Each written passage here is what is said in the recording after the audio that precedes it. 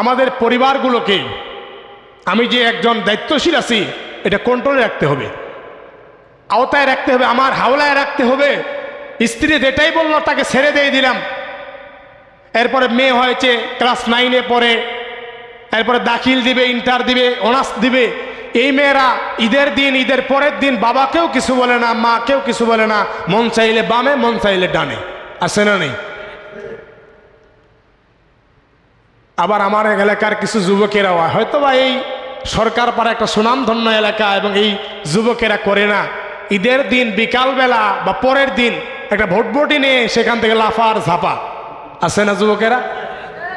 আতরবাজি, ফুটকাবাজি, আর এই গাড়ির মধ্যে লাফা ঝাপা, এটা তোমার মৃত্যুর কারণ। কোন ঈদ পার হয় না যে ঈদে ফুটবটি থেকে মানুষ অ্যাক্সিডেন্ট করে মারা যায় না। মিডিয়া খুলেন, সোশ্যাল মিডিয়া খুলেন, নেট খুলেন, আজকে ঈদের সময় যুবক লাফালাফি করতে গিয়ে মারা গেল।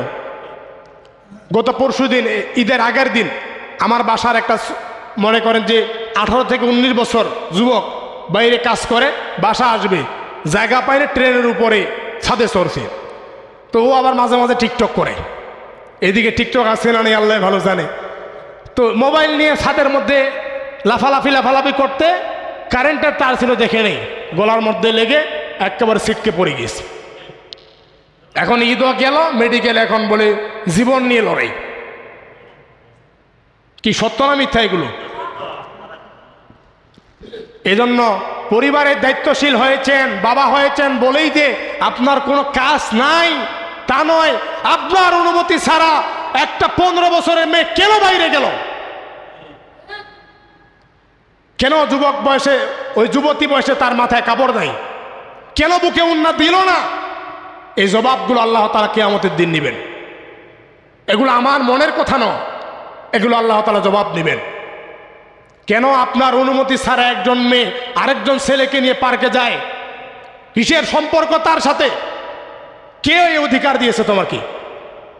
বিয়ে ছাড়া একজন ছেলের সাথে মোবাইলে হেলো বলাও নিষেধ। কেন এই কথা বলেন?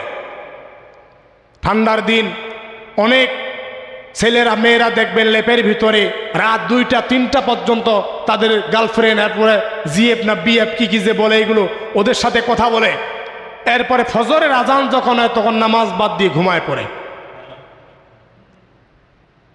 রাতটা সব কাটালো প্রেমিকার সাথে, আর যেই সময়টা আল্লাহ দেওয়ার সময় সে জায়গায় এখন ঘুমাচ্ছে। কি বাস্তব না মিথ্যা? এজন্য এই ঈদ আমাদের মাঝে পার হচ্ছে, নিজের সন্তানকে আওতায় নেন, সন্তানকে নিজের আন্ডারে বাইরে ফেলাবেন না। কারণ আপনি এতটুকু মনে রাখবেন যে সন্তানের জন্য কিয়ামতে যেন আল্লাহ আমাকে আসামি না বানায়।